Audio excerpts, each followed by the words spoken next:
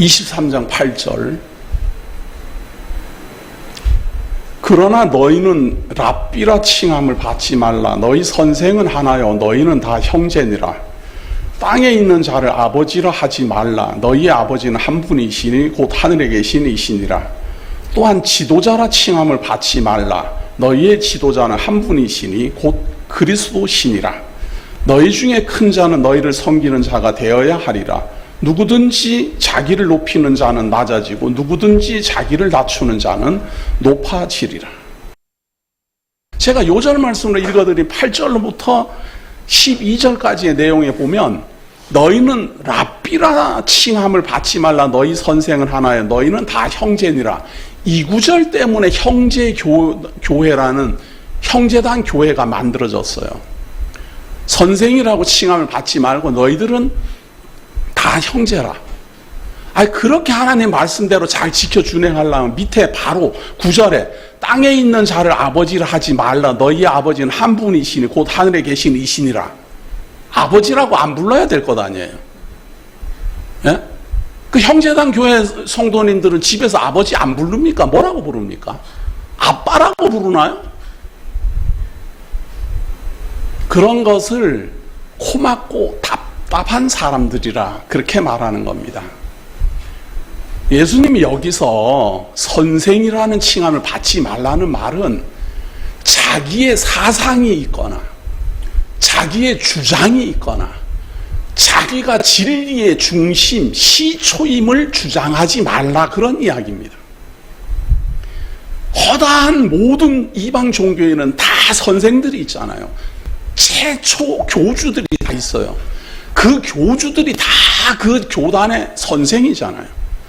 그래서 모두 다 그 교주의 말을 진리처럼 받아들이잖아요.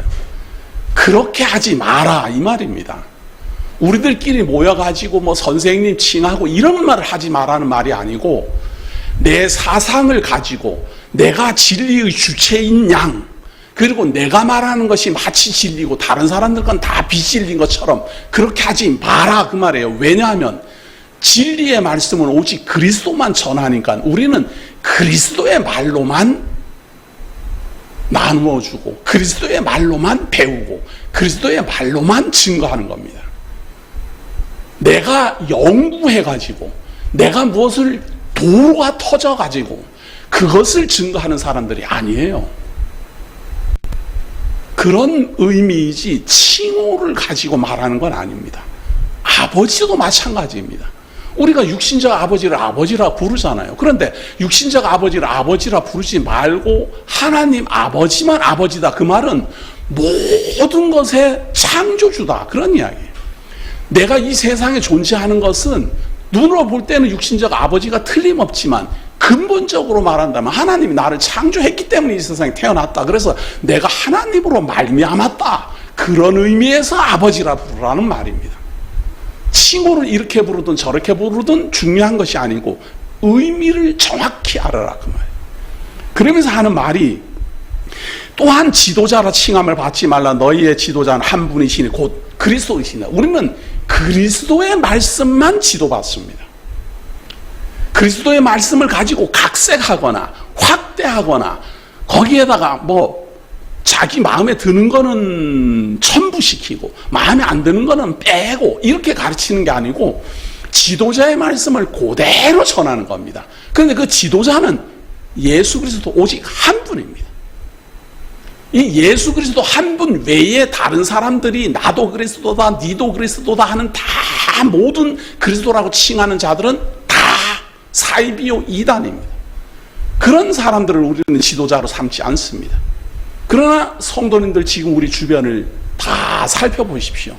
선생이라는 사람이 얼마나 많은지, 지도자라는 사람이 얼마나 많은지, 그리스도라고 주장하는 사람이 얼마나 많은지 잘 살펴보십시오. 너희 중에 큰 자는 너희를 섬기는 자가 되어야 하리라. 누구든지 자기를 높이는 자는 낮아지고 누구든지 자기를 낮추는 자는 높아지리라. 자, 지금 잘 들으셔야 됩니다. 자기를 높인다라는 말은 말이에요. 내가 큰 자라고 생각하면 남의 말 안 듣습니다. 내가 다 아는데 내가 강 목사 니보다 더 잘 알아 이러면 제 강론인지 안 듣는 거예요. 그분은 안 들릴 거예요. 그러지 말고 좀 낮춰서 들어보십시오. 자기 스스로 큰 자라고 생각하면 좀 낮추어서 좀 들어보십시오. 지금 그래야만 들립니다. 강세창의 말이 아니고 그리스도의 말씀이니까 이 말씀을 들어보시라 그 말입니다. 화 있을진저 외식하는 서기관들과 바리새인들이여 너희는 천국문을 사람들 앞에서 닫고 너희도 들어가지 않고 들어가려 하는 자도 들어가지 못하게 하는도다. 자, 잘 보셔야 됩니다. 외식하는 서기관들과 바리새인들이 천국문을 사람들 앞에서 닫아놓고 자기도 못 들어가지만 남들도 못 들어가게 해요. 자기도 망하고 남도 망하게 해요. 이게 무슨 말인가 하면 우리는 착각하는 게 뭔가 하면 지도자가 잘못 가르치면 지도자가 잘못 가르치는 이단이고 사입이니까 지도자만 하나님께 심판을 받고 형벌을 받는 줄 알아요. 그것이 아니고요. 내가 따르는 그 지도자가 문을 닫고 천국문에 못 들어가게 문을 닫고 있으면은 거기에 같이 못 들어가는 나도 똑같은 사람이에요. 내 지도자가 천국문을 딱 닫아 걸고 못 들어갔어요. 그럼 나도 못 들어가는 거지 뭐 어떡하라는 이야기예요. 지도자만 천국문에 못 들어가는 게 아니고 그를 지도자라고 생각하고 따르는 나도 못 들어가요. 다시 말해서 어떤 목회자나 어떤 교사가 나쁜 사람이고 잘못 가르치는 사람이고 엉터리다 그렇다라고 해서 그 사람만 형벌을 받는 게 아니다 그 말이에요. 그 사람에게 옹호하고 따르고 자기기에 좋은 말 하니까는 기뻐하고 존경하고 했던 그 성도들도 다 같이 심판의 대상이라고 말이에요. 하나를 더 봅니다. 화 있을진저 외식하는 서기관들과 바리새인들이 너희는 교인 한 사람을 얻기 위하여 바다와 육지를 두루 다니다가 생기면 너희보다 배나 더 지옥 자식이 되게 하는도다. 돌아다니면서 전도를 실컷 해갖고 지옥 자식 만들어버리는 거예요. 아니 성도들이야 뭘 잘못한 게 뭐 있습니까? 뭘 모르니까 가르치는 사람이 가르치는 대로 그냥 따라갔는데 그냥 지옥 자식이 된다니까요. 잘못 가르친 사람만 지옥 가는 게 아니라 그 사람에게 배웠으니까 그 사람을 아비로 여겼으니까 그 사람을 선생으로 여겼으니까 그 사람을 그리스도로 여겼으니까 그를 따르는 모든 사람도 지옥 자식이다 그 말이에요. 가르치는 사람은 당연하고요. 엉터리로 가르치는 그리스도 외에 자기가 그리스도라고 주장하는 사람은 당연히 지옥 가고 그를 따르는 사람도 다 간다라는 사실입니다. 그러나 억울하죠. 아니 내가 뭐를 주장했습니까? 나는 저 목사님이 가르치는 거를 정말로 순진한 마음으로 열심히 배우고 열심히 따라가고 열심히 그 말씀을 순종하고 교회를 섬겼는데 나는 왜 지옥 가야 됩니까? 예수님이 미리 말했잖아요. 너희의 그리스도는 한 분이라고. 너희의 선생은 한 사람이라고. 근데 그리스도의 말을 듣지 아니하고 어떤 목사님의 말을 들었으니까 지옥 자식이지요. 그게 잘못이다 그 말이에요. 성도님들이 뭐를 잘못해서 남을 속인 게 아니고 속임을 당할 때 분명히 예수님이 선언했잖아요. 내 말만 들어라 그 말이에요. 내가 전하는 말만 들어라. 내 양은 내 목소리만 들어라. 그러니까 성도님들이 교사를 따를 때 예수 그리스도가 직접 가르치지 않잖아요, 지금. 예수 그리스도가 가르치지 않는데, 그럼 어떻게 예수 그리스도의 가르침을 받습니까? 예수 그리스도의 말씀대로 가르치는 교사를 만나야지요.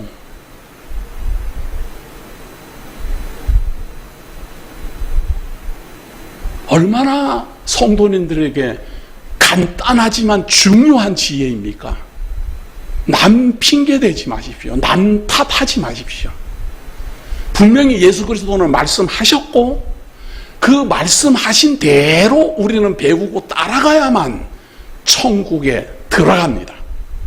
그런데 중간에 지도자들이 이렇게 바꾸고 저렇게 바꾸고 이렇게 왜곡하고 저렇게 왜곡하고 엉터리로 가르치면 그리스도의 말씀하고 다르게 가르치는구나 하고 떠나야 되는데 내가 듣기 좋으니까 내 마음에 쏙 드는 말을 하니까 그냥 따라갔잖아요. 그 죄값으로 지옥 자식 되는 거예요. 너무너무 중요한 말입니다. 예수 그리스도만 선생이고 예수 그리스도만 우리들의 메시아입니다. 우리들의 지도자입니다. 그분의 말씀만 전하고 그분의 말씀만 증거하고 그분의 말씀만 들어야 성도들도 살고 저도 삽니다. 과연 예수 그리스도는 그 본보기, 역사적 사실, 우리들의 현실하고 너무너무 유사한 바리새인에 대한, 서기관들에 대한, 종교 지도자들에 대한 심판을 선언합니다. 그 심판의 내용을 확인해 봅니다. 화 있을진저 눈먼 인도자여 너희가 말하되 누구든지 성전으로 맹세하면 아무 일 없거니와 성전에 금으로 맹세하면 지킬지라 하는도라. 자, 우리가 말이에요. 우리가 이제 소경이잖아요. 우리가 뭐가 뭔지 몰라요. 지도자를 만나야만 눈을 뜨고 바르게 이제 갈 텐데, 내가 눈이 감겼으니까 나를 인도하는 이 인도자가 소경인지 아닌지 우리가 알 길이 없잖아요. 내가 몰라요. 더 쉽게 말하면 내가 성경을 몰라요. 그러니까 이분이 그리스도의 말씀대로 가르치는지 안 가르치는지 우리가 알 수 없잖아요. 우리가 그리스도의 말씀대로 따르고 그리스도의 말씀대로 순종하고 싶고 그리스도의 말씀만 진리로 믿고 싶어도 내가 스스로는 암만 성경 읽어도 잘 모르겠어요. 그러니까 목사님한테 배우는 건데, 이 목사님이 하나님 이 그리스도의 말씀을 왜곡하는지 빼고 가르치는지 뒤집어 가르치는지 내가 모르는데 이걸 판단할 재간이 없잖아요. 그럴 때 이 구절을 꼭 생각하셔야 됩니다. 예수님이 분명히 말하잖아요. 소경된, 이 소경이 소경을 인도하는 건데요. 눈먼 인도자요. 소경이 인도를 해요. 소경이 성도들을 인도를 할 때 어떻게 인도를 하는가 하면 누구든지 성전으로 맹세하면 아무 일 없거니와 성전에 금으로 맹세하면 지킬지라 하는도다. 이렇게 가르치는 사람이 있으면 눈먼 소경이에요. 이 사람 따라가면 지옥 자식 돼요. 우리 식으로 바꿔 말하면은 이렇습니다. 아, 하나님 앞에 작정하셨습니까?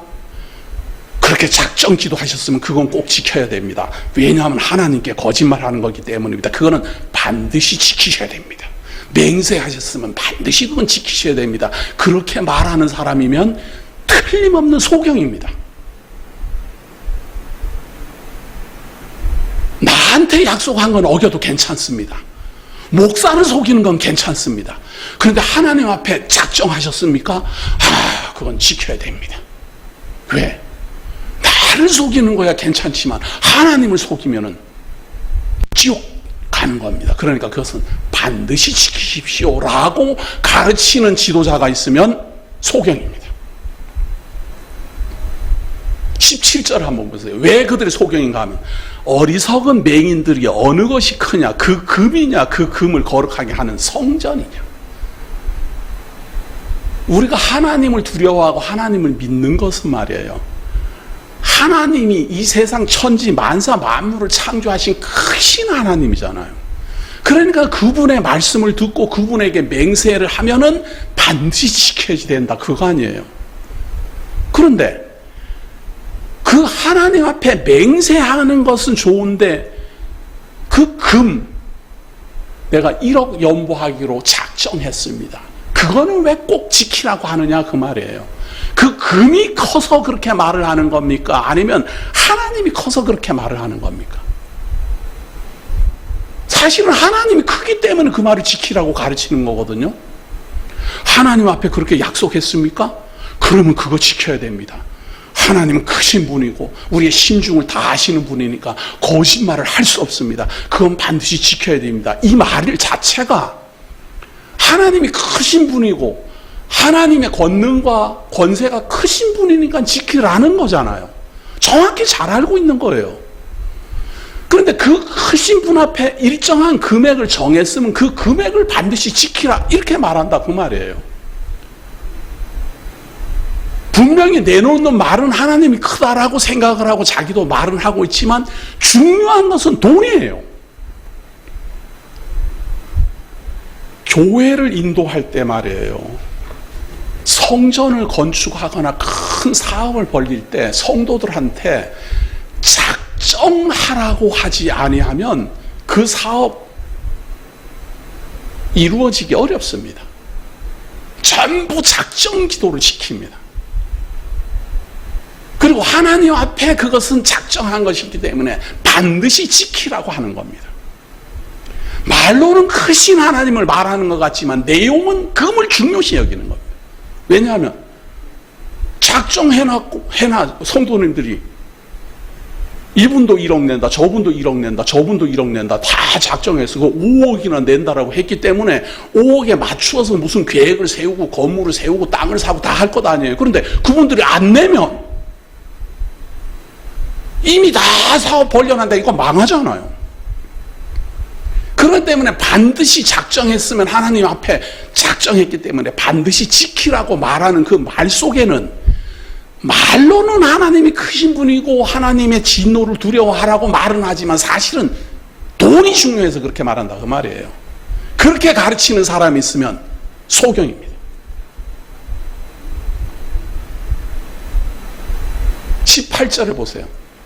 너희가 또 이르되 누구든지 제단으로 맹세하면 아무 일 없거니와 그에 있는 예물로 맹세하면 지킬지라는. 아주 이번에 더 정확해요. 제가 하나님을 섬기겠습니다, 교회를 섬기겠습니다, 이렇게 말하는 것은 안 지켜도 돼요. 그런데 제가 교회에다가 11조 내겠습니다, 한 달에 100만 원씩 내겠습니다, 그러면 그거 지켜야 돼요. 지금 이 말이 그 말이에요. 우리 성도님들 저도 그러잖아요. 저도 교회를 섬긴다는 말을 많이 하고 우리 재직들도 우리 교회를 섬기는 사람이라고 제가 말을 많이 하고 우리 성도님들도 그런 마음 자세로 교회를 섬기잖아요. 근데 말은 그렇게 했는데 안 섬기면 안 섬겨도 괜찮아요. 그럼 누가 뭐라 하겠어. 뭘 섬긴다라는 말은 막연하잖아요 이게. 그런데 김호영 집사님 저한테 하는 말이에요. 하나님한테 하는 말이지만 제가 온라인 복음교회를 위해서 1억 연보하겠습니다. 그거 지켜야 됩니다. 그렇잖아요. 그냥 교회를 섬긴다라는 말하고 내가 금액을 정해갖고 내겠다라는 말하고는 성격이 다르잖아요. 저부터도 그렇게 말할 겁니다. 그러니까 제가 만약에 그렇게 가르치고 그렇게 행하라고 말하면 저도 소경입니다. 저를 비롯한 모든 그리스도의 말씀을 증거하는 사람은 이 말씀을 깊이 생각해야 됩니다. 남 탓하지 말고 나도 혹시 그러하지는 않았는가 자기를 돌아봐야 됩니다. 저도 중요하게 생각합니다. 저도 성도님들이 말로 그렇게 약속을 한 것을 중요하게 생각하고 기다립니다. 부끄럽지만 그렇습니다. 저도. 그래서 예수 그리스도가 지금 이 말씀을 하시는 것은 너나 따지지 말고 다 살펴봐야 됩니다. 성도님들은 더 살펴봐야 됩니다. 왜냐하면 이런 지도자를 만나면 지옥 자식 되니까요. 그냥 지옥 자식이 되면 괜찮은데 돈 내고 지옥 자식 된다니까요.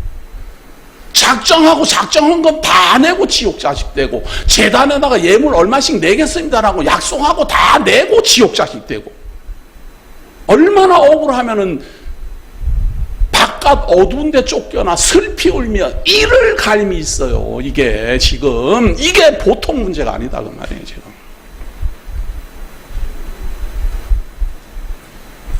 그러므로 20절 제단으로 맹세하는 제단과 그 위에 있는 모든 것으로 맹세하며 또 성전으로 맹세하는 성전과 그 안에 계신 이로 맹세하며 또 하늘로 맹세하는 자는 하나님의 보좌와 그 위에 앉으신 이로 맹세함이니라. 예수님 이게 무슨 말씀입니까? 제단으로 맹세하는 자는 제단과 그 위에 있는 것으로 모든 것으로 맹세하는 거고 그 성전으로 맹세하는 자는 성전에 있는 하나님을 그 안에 있는 하나님으로 맹세하는 거고 또 하늘로 맹세하는 자는 하나님의 보좌와 그 위에 앉으신 하나님으로 또 맹세하는 거예요. 이게 무슨 말인가 하면 말이에요. 무엇을 근거로 맹세를 하든지 모두 다 결국은 하나님으로 맹세하는 거다 그 말이에요. 하나님의 제단 위에 예물로 맹세해도 하나님 이름으로 맹세하는 거고, 성전으로 맹세를 해도 성전이 하나님의 집이니까 하나님의 이름으로 맹세하는 거고, 하늘로 맹세해도 하늘에 계신 분이 하나님이니까 하나님의 이름으로 맹세하는 것이다. 이게 무슨 말입니까? 아직도 모르는 분이 있습니까? 이렇게 강조했는데도 맹세하지 말라는 말입니다. 무엇으로 내가 맹세를 하든, 예물로 맹세를 하든 성전으로 맹세를 하든 하늘로 맹세를 하든, 맹세를 하는 그 자체가 거짓 맹세예요. 왜냐하면 아무리 우리는 맹세를 해도 그걸 다 지켜서 완벽히 행하지를 못해요. 우리는 그러겠죠. 내가 연보 1,000만 원 하기로 작정하고 1,000만 원 했는데요, 한 번은 할 수 있어요. 그러나 맹세라는 것은 한 번만 해서 한 번 이루어진다고 해서 그것이 완벽한 게 아니에요. 우리는 살아가면서 약속을 매번 하잖아요. 100번이면 100번 다 지켜 준행하지 못하는 게 사람이다 그 말이에요. 천재지변이 발생하고 상황이 그렇게 여건이 돌아오지 않으면 아무리 세상 없어도 못해요. 우리가 사업을 하거나 장사를 할 때 말이에요, 대출을 내요. 은행에 가서 대출을 내요. 그것도 집을 저당을 잡고 대출을 내요. 아니, 집을 저당 잡을 때 그 집을 은행에다 넘기려는 마음으로 저당 잡는 사람이 누가 있어요? 잠깐만 저당 잡히고 돈을 빌려서 사업을 해가지고 그 돈을 이자까지 다 쳐서 다 갚겠다라는 정말 간절함으로 그걸 하잖아요. 그리고 반드시 그 약속을 지키겠다고 도장을 수도 없이 찍어요. 수도 없이 막 도장. 대출 내본 사람은 알아요. 수도 없이 찍어. 여기다 쓰세요. 여기다 찍으세요. 여기다 찍으세요. 여기다 찍으세요. 위에서부터 밑에까지 몇 번을 찍는지 빨갛게 찍어놨어요. 근데 집이 왜 넘어갑니까, 그런데? 근데 왜 은행에 집이 왜 넘어가요? 암만 약속하고 암만 마음을 다짐을 해도 이 무능한 사람이 이 세상을 다스리는 존재가 아니기 때문에, 다스림을 받는 존재이기 때문에 아무리 원하지 않아도 원하지 않는 상황이 우리에게는 임한다 그 말이에요. 성도 여러분, 이 바리새인과 서기관들이 왜 이걸로 인하여서 예수 그리스도의 심판을 받는 줄 아세요? 금으로도 맹세하지 말고, 제단으로도 맹세하지 말고, 성전으로도 맹세하지도 말고, 하나님의 이름으로도 맹세하지 마라 그 말이에요. 무엇으로도 맹세를 하면 그것은 하나님의 이름으로 맹세하는 거니까. 그럼에도 불구하고 그걸 가르치는 일을 하는 사람이 바로 서기관들이고 바리새인들이고, 율법을 날마다 가르치는 사람들이 이 사람들이에요. 근데 왜 이들은 성전으로 맹세하면 갚으라 그러고, 금으로 맹세하면 반드시 내라 그러고, 예물로 맹세하면 그건 반드시 지켜야 된다고 왜 그럴까? 저처럼 말하면 돈 안 되거든요. 예? 저처럼 맹세하지 마라 그러면 돈 안 돼요. 저도 알아요. 저도. 바리새인과 서기관들도 잘 알아요. 그렇기 때문에 연보를 하겠다, 재물을 내겠다 약속했으면 그거를 반드시 내도록 해야지 성전에 돈이 쌓이고 내가 부유하게 되는 거 아니에요. 근데 맹세하지 마라 그러면은 사람들은 맹세 안 했기 때문에 안 지켜도 그만, 지켜도 그만, 이런 생각이 있기 때문에 안 해요. 그런 사람 심리를 바리새인과 서기관들은 잘 알고 하나님의 뜻보다 그런 사람의 심리를 더 중요하게 여겨서 하나님의 말씀을 왜곡하고 변질하고 바꾸었다 그 말이에요. 그러니까 이런 종교 지도자들의 말을 듣지 말고 예수 그리스도의 말씀만 들어라 그 말이에요. 자, 율법에는 과연 뭐라고 되어 있을까요? 우리가 율법을 하나 봅니다. 레위기서 5장 4절입니다. 레위기서 5장 4절. 모든 율법의 법칙의 정론은 레위기거든요. 민수기, 출애굽기, 민수기, 신명기는 이 레위기를 가지고 이렇게 유권 해석을 하는 내용들이에요. 레위기는 정론이에요. 딱 법칙이에요, 법칙. 이건 바꾸면 안 돼요. 그런데 바리새인과 서기관들은 이걸 달달 외우는 사람들이에요. 모세가 말한 그대로를 달달 외우고 그대로 필사하는 사람들이에요.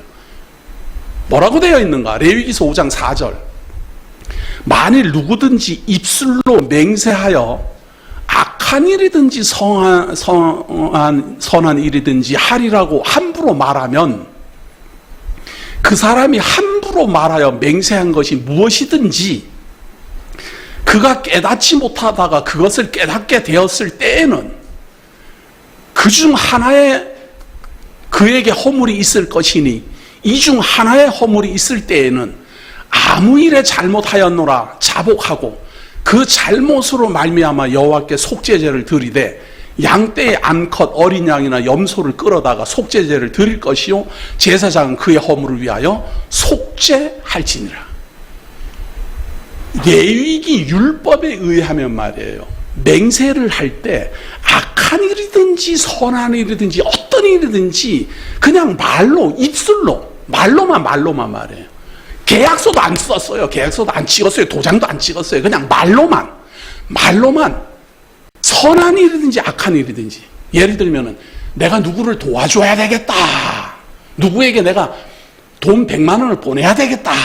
이렇게 선한 일을 계획했든지 아니면 내가 누구에게 반드시 돈 100만 원을 뺏어야 되겠다라고 맹세를 했든지 선한 일이든지 악한 일이든지 입술로 말로만 그렇게 했어요.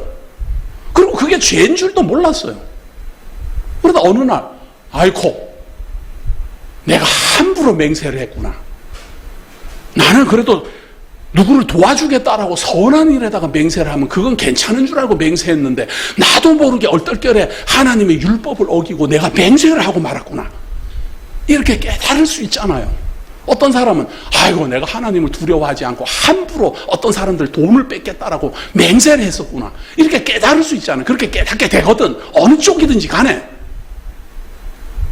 속죄 제물을 준비해 가지고 제사장한테 와가지고 내가 이러이러한 일로 입술로 맹세했는데 큰 죄를 범했습니다 라고 자백하고 대신 속죄 제물을 드리고 제사장은 속죄 제사를 진행하여 그 죄를 사해 주어라.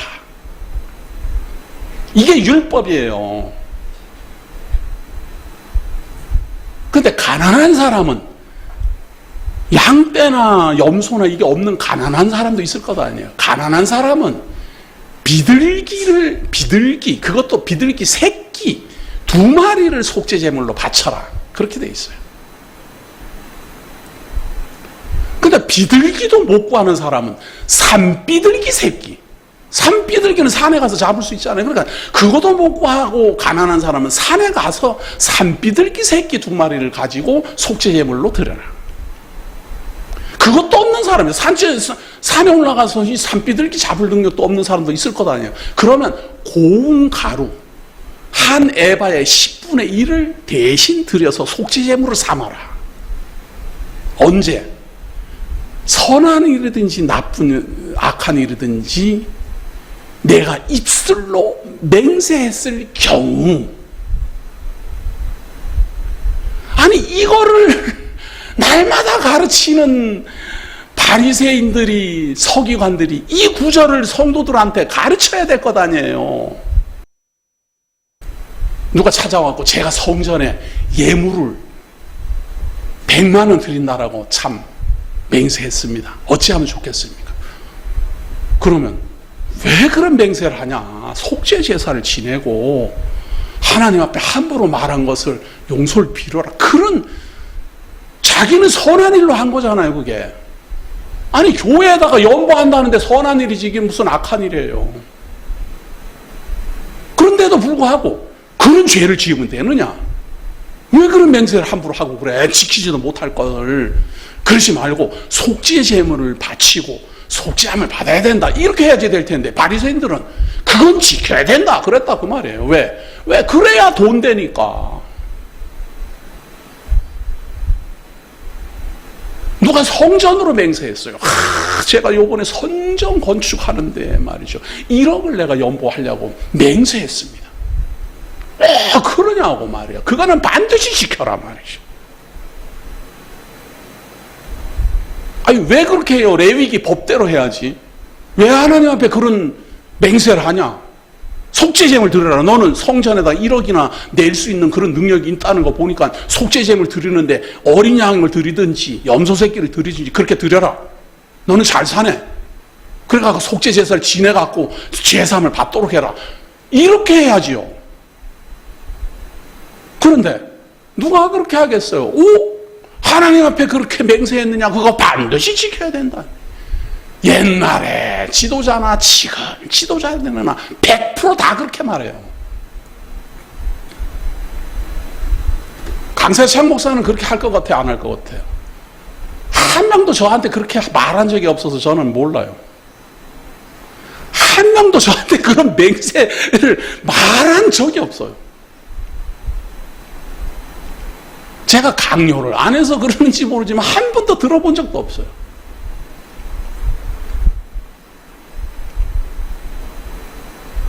성도 여러분, 이게 보기는 보아도 보이는 눈이 없는 소경인 겁니다. 하나님께서는 모세의 율법, 거룩한 율법을 통해서 분명히 밝히기를 맹세하지 말라. 하늘로도 하지 말고 땅으로도 하지 말고 성전으로도 하지 말고 맹세하지 마라. 맹세하지 마라. 왜? 본의 아니게 하나님에게 거짓말하는 게 되니까 하지 마라. 너희는 그저 옳다 해라. 아니면 아니라 하고 그러면 그러다 해라. 그렇게 가르쳐야지 될 종교 지도자들이 너나 할 것 없이 그 맹세는 지켜라 저 맹세는 지켜라 그렇게 말을 하니 화 있을진저. 그러나 분명히 아십시오. 바리새인과 서기관들만 화가 임하는 게 아니라 그들에게도 화가 임하지만 그들의 말을 따라간 사람도 다 화가 임해요. 돈 내고 지옥 자식 된다 그 말이에요. 그러니까 지금부터라도 그리스도의 말씀만 들으십시오. 예수 그리스도의 말씀만 들으십시오. 자칭 그리스도가 아닌 아브라함과 다윗의 자손으로 하나님이 언약하신 대로 오신 오직 한 분 예수 그리스도의 말씀만, 예수 그리스도의 지도만 받으십시오. 교사들은 예수 그리스도의 말씀만 가르치십시오. 성도들은 예수 그리스도의 말씀만 배우십시오. 그것이 성도들이나 저나 살 수 있는 길입니다. 한 가지 더 화가 있습니다. 23절 봅니다. 11조 도적질입니다. 23절 봅니다. 화 있을진저 외식하는 서기관들과 바리새인들이여 너희가 박하와 해양과 근체의 11조는 들이되 율법에 더 중한 바 정의와 긍휼과 믿음은 버렸도다. 그러나 이것도 행하고 저것도 버리지 말아야 할지니라. 자, 이 말씀을 가지고 지금 현대 많은 교회에서는 뭐라고 가르치는가 하면 봐라 예수님도 11조 내라고 그러지 않았느냐. 예수님은 말이에요 율법대로 지켜 준행하라 그러시는 분이에요. 그러니까 11조는 내라 그 말을 한 거예요. 문제는 여기서 지금 23절에 하는 말은 11조를 내라고 가르친 바리새인과 서기관들이 그 11조를 내기는 내는데 잘못 가르친 것에 대하여 지금 심판을 하고 있잖아요. 근데 그 심판의 내용을 읽으면서 11조를 강조하는 그 교사님들은 도대체 무슨 생각을 하는 거예요 지금? 아니, 지금 재판을 판결하고 있는 거예요. 판결을 하는데 너가 이러이러한 죄를 지었기 때문에 이제 심판을 받는다라는 그런 선언문을 읽고 봐라, 예수님도 11조 내라고 강조했다. 그게 무슨 말이에요 지금? 아주 그냥 재물에 눈이 멀어가지고 예수 그리스도가 하시는 그 정확한 진의를 파악할 생각조차 안 해요. 예수님이 하는 말은 율법대로 11조를 내고자 한다면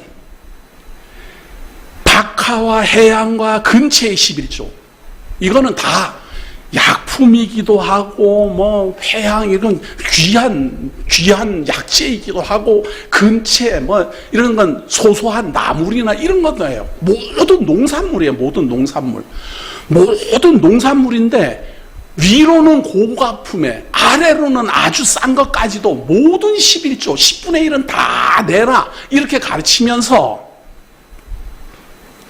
율법이 진짜 하고자 하는 말은 그걸 내라는 것이 중요한 게 아니고 더 중요한 게 있는데, 그 더 중요한 게 뭔가 하면 정의와 긍휼과 믿음인데 이거는 버렸다.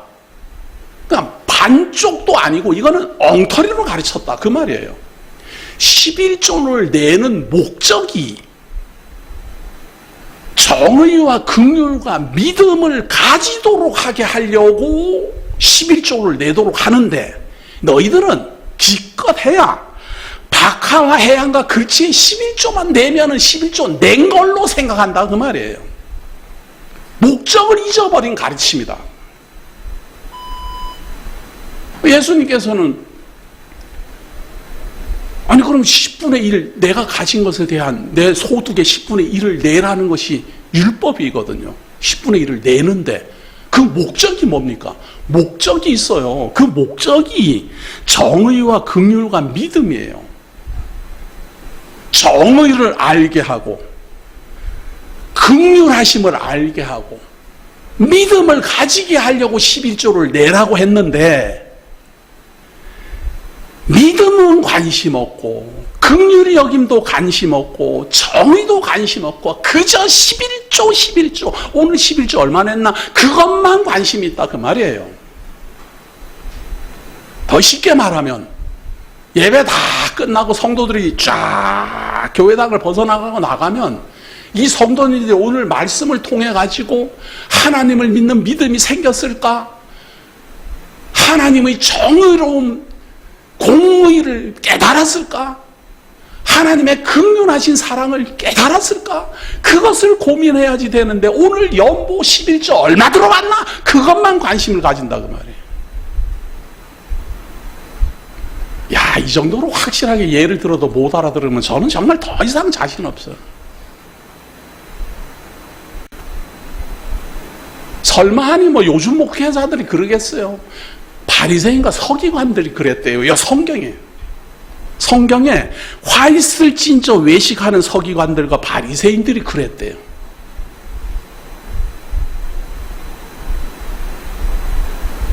요즘 교사들은 그러지 않고 하나님을 믿는 믿음이 커졌을까? 하나님의 긍휼하신 사랑을 깨달았을까? 정의를 깨달았을까? 내가 오늘 이 증거한 하나님의 말씀 속에서 그것이 바르게 증거됐을까? 그런 고민을 하시는 분도 있을 거예요. 아마 저도 그런 고민하니까. 그러나 만약에 그렇게 생각하지 않고 오늘 11조 얼마나 냈나, 오늘 조이수 장로님 11조 얼마나 냈나, 어느 권사님 요번에 11조 냈나 안 냈나, 그런 것만 생각하고 있으면은 바리새인과 서기관들과 똑같아요. 자, 율법을 확인해 봅시다. 11조에 대한 율법의 내용입니다.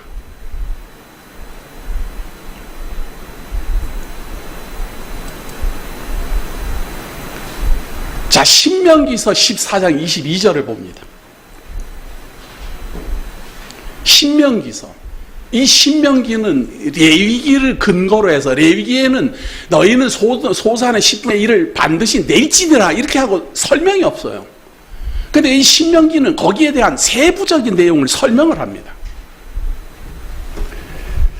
제가 요 인용한 구절이 너무 좀 짧아요. 그러니까 혹시나 가능하신 분들은 성경을 다 보세요. 성경을 14장 22절을 봅니다.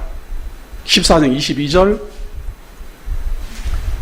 너는 마땅히 매년 토지 소산의 11조를 드릴 것이며 내 하나님 여호와 곧 여호와께서 그의 이름을 두시려고 택하신 곳에서 내 곡식과 포도주와 기름의 11조를 먹으며 또 내 소와 양의 처음 난 것을 먹고 또 하나님 여호와 경외하기를 항상 배울 것이니라. 이게 지금 11조의 정확한 목적을 밝히는 겁니다. 뭔가 하면 토지 소산의 10분의 1을 성전에 가서 드리되 거기에서 그걸 먹으면서 11조 낸 것을 먹으면서 그걸 먹으면서 여호와 경외하기를 배워야 돼요. 하나님을 믿는 믿음에 대하여 배워야 되고 하나님의 긍휼하심에 대하여 배워야 되고 하나님의 공의를 배워야 돼요. 그걸 배우기 위하여 하루 이틀 만에 끝나는 게 아니라 계속 많은 시간을 공들여 배워야 되기 때문에 10분의 1이라는 내 토지 소산의 10분의 1을 교회 성전에다 내고 제사장들에게 맡기고 제사장들에게 나누어 주는 대로 그 음식을 먹고 마시면서 배워야 돼요. 배워야 돼요. 이것이 11조를 내게 하는 목적이에요. 자, 14장 22절에서 조금 더 봅니다. 24절에 보세요. 24절에. 성경 봐야 됩니다. 제가 인용을 미처 못했어요. 그냥 간단하게 하려고 그랬는데 자세하게 하려고 그럽니다. 성경 24절 봅니다. 그러나 내 하나님 여호와께서 자기의 이름을 두시려고 택하신 곳이 내게서 너무 멀고 행로가 어려워서 내 하나님 여호와께서 그 풍부히 주신 것을 가지고 갈 수 없거든 그것을 돈으로 바꿔 그 돈을 싸가지고 내 하나님 여호와께서 택하신 곳으로 가서 내 마음에 원하는 모든 것을 그 돈으로 사되 소나 양이나 포도주나 독주 등 내 마음에 원하는 모든 것을 구하고 거기 내 하나님 여호와 앞에서 너와 내 권속이 함께 먹고 즐거워할 것이며. 그러니까 이게 10분의 1이니까 양이 많잖아요. 그거를 먼 거리에서 가지고 오려면 너무 머니까 힘드니까 그걸 거기에서 팔아가지고 돈을 만들어가지고 성전에 와가지고 다시 사라 그 말이에요. 그래서 예루살렘 성전에서 돈을 바꾸거나 속죄 제물을 사고 팔거나 하는 것은 죄가 아니에요. 그것 때문에 하나님 예수님이 강도의 구리라고 선언한 것이 아니다 그 말이에요. 그거는 당연히 해도 되는 거예요. 법대로. 문제는 그 10분의 1을 갖다가 내잖아요. 일단은 바꾸어 와서 내든 사가지고 내든 내면 그것을 가지고 그 성전에서 먹고 마시면서 하나님 경외하기를 배워야 되는데 하나님 경외하기는 안 가르치고 배우지도 않아요. 왜냐하면 시간이 없어요. 11조 내는 사람들이 줄줄이 서갖고 들어오고 있는데 뭘 언제 하나님의 긍휼하심을 가르치고 하나님의 정의를 가르치고 하나님을 믿는 믿음을 언제 가르치겠어요. 그리고 말하기도 얼마나 좋아요. 믿음의 증거는 내는 데 있어요. 우리 다 그렇게 생각하잖아요. 믿음이 있으니까 낸다 그렇게 보잖아요. 그러니까 믿음이 있으니까 11조 내고 하나님을 믿으니까 11조 내는데 뭘 거기에다가 대고 하나님 경외하기를 왜 가르쳐요? 잘 믿는 사람인데. 그러니까 가르칠 생각은 안 하고 얼마를 냈나라는 관심만 가지는 거예요. 그러나 10분의 1을 하나님께 내더라도 그 10분의 1은 그 성도를 위하여 먹고 마시게 하고 나누어 주면서 계속해서 하나님 경외하기를 배우는 데에 사용돼야 돼요. 더 쉽게 말하면 우리 성도님들이 교회에 연보하는 것은 우리 성도님들로 하여금 하나님 경외하는데 배우게 하는 데에 다 사용돼야 돼요. 하나님이 어떠한 분인지 믿어지게 해야 되고 하나님의 긍휼하심을 가르쳐야 되고 하나님의 공의를 선언해 줘야 돼요. 그래야만 성도님들이 교회에 연보내는 그 연보에 대한 가치가 바르게 사용되는 것이고 보람이 있는 거예요. 우리가 흔히 생각할 때는 그분이 믿음이 있으니까 돈 내지 믿음 없어도 돈 냅니다. 자랑하려고.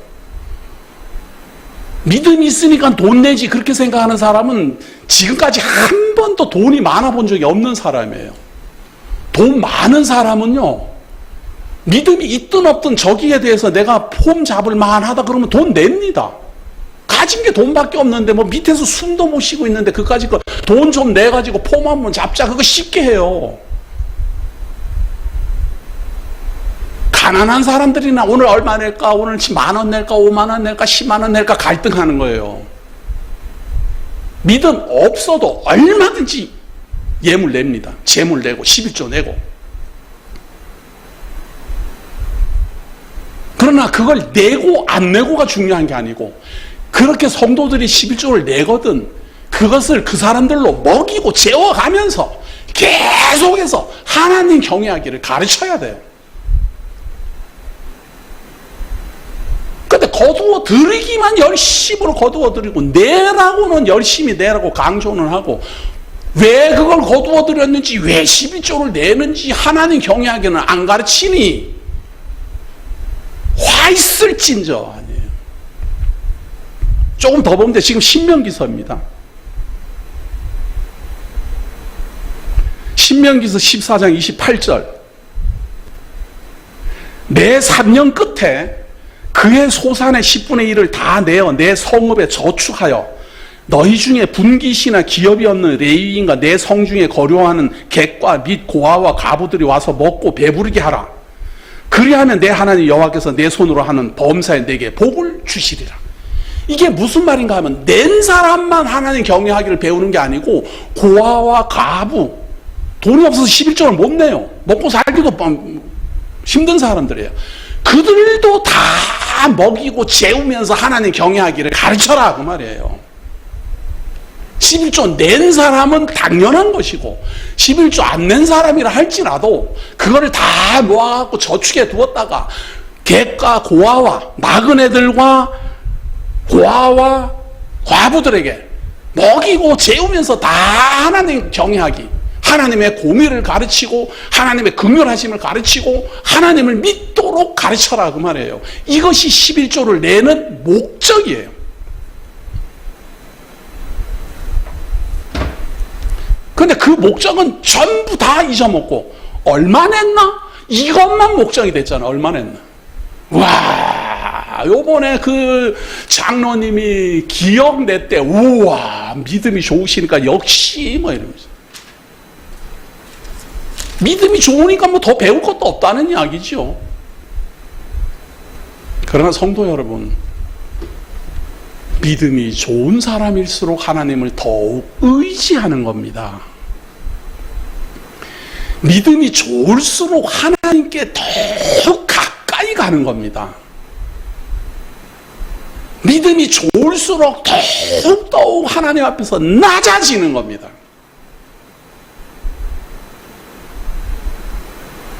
자, 이렇게 가르쳤는데도 불구하고 말라기서를 한번 봅니다. 말라기서.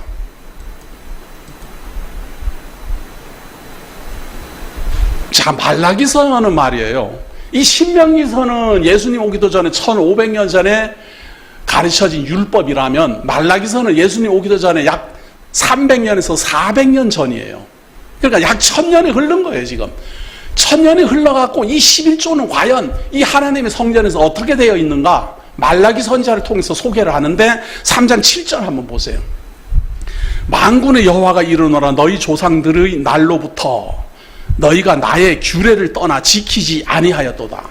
조상들의 날로부터, 그 말은 과거, 율법이 선언되는 그때로부터 나의 규례를 떠나 지키지 아니하였도다. 1000년 동안 안 지켰다 그 말이에요. 지금 신명기를 통해 갖고 11조에 대해서 분명히 가르쳐졌는데도 불구하고 이것이 지켜지질 않았다 그 말이에요. 그런즉 내게로 돌아오라, 그리하면 나도 너희에게로 돌아가리라 하였더니 너희가 이르기를 우리가 어떻게 하여야 돌아가리까 하는도다. 사람이 어찌 하나님의 것을 도둑질하겠느냐? 그러나 너희는 나의 것을 도둑질하고도 말하기를 우리가 어떻게 주의 것을 도둑질하였나이까 하는도다. 이는 곧 11조와 봉헌물이라. 너희 곧 온 나라가 나의 것을 도둑질하였으므로 너희가 저주를 받았느니라. 하나님이 말이에요, 너희들이 너희들에게 돌아오라. 그러면 나도 너희들에게 돌아가라. 그렇게 하니까 사람들이 생각하기를 우리가 어떻게 돌아가야 됩니까? 그러면서 뚱딴지 같이 하는 말이 우리가 어떻게 하나님 것을 도둑질하겠습니까? 이 크고 광대하시고 이 천지 만물을 지으시고 전능하신 하나님 것을 우리가 어떻게 도둑질하겠습니까? 우리는 하나님께 잘못한 것이 전혀 없습니다. 언제든지 우리는 하나님께 돌아가고 싶습니다. 이렇게 주장한다 그 말이에요. 그래서 말라기 선지자를 통해서 하나님 예언하기를 너희들이 내 것을 도둑질했다. 도둑질한 게 뭡니까? 11조 너희들이 도둑질했다. 근데 이 대한민국에서는 말이에요. 글귀가 너무 이상해요. 도둑질, 11조를 도둑질했다라는 말을 뭘로 이해를 하는가 하면 11조를 내야 되는데 안 낸 걸 도둑질했다라고 이해를 해요. 정말 희한한 독해법이에요. 너희들이 자동차를 도둑질했다 그러면은 자동차가 있는데 그걸 가져갔다 그 말 아니에요. 너희들이 11조를 도둑질했다 그 말은 11조를 누군가 냈는데 그걸 너희들이 가져갔다 그 말이잖아요. 제 말이 맞아요? 아니면은 지금 대다수 교회에서 하는 11조를 안 내는 게 도둑질이라고 생각하는 게 맞아요? 예? 정말 이상한 동네에 제가 사는 것 같아요. 한 신명기서에서 분명히 선언되기를 너희들이 매년 3년 끝에 11조를 내서 그거를 다 저축에 두었다가 나그네나 과부나 고아들까지 다 먹이고 재우면서 하나님 경외하기를 가르쳐라 그렇게 했는데 그때로부터 지금까지 그게 하나도 안 지켜졌다 그 말이에요. 왜? 11조가 창고에 들어오면 다 없어져 버리는 거예요. 11조를 관리하는 놈들이 다 훔쳐가는 거예요 그냥. 이 11조를 성도들이 내면 말이에요. 그 11조를 관리하는 것은 레위지파가 관리하는데 레위지파 중에서도 제사장들이 관리해요. 이 관리하는 이 11조가 없어졌으면 누가 훔쳐갔겠어요 그러면? 11조를 낸 사람들이 훔쳐갔겠어요? 그러니 성전에 들어가 있는 11조는 텅텅 비고 아무것도 없으니 무엇으로 과부를 먹이고 무엇으로 11조 낸 사람을 먹이고 무엇으로 나그네를 먹여요. 그러니까 먹이지 못하니까 배울 수 없고 하나님 경외하기를 배울 수 없으니까 하나님의 진노가 임하고 하나님을 경외하지 않으니까 하나님에게 화가 있는 거 아니냐 그 말이에요.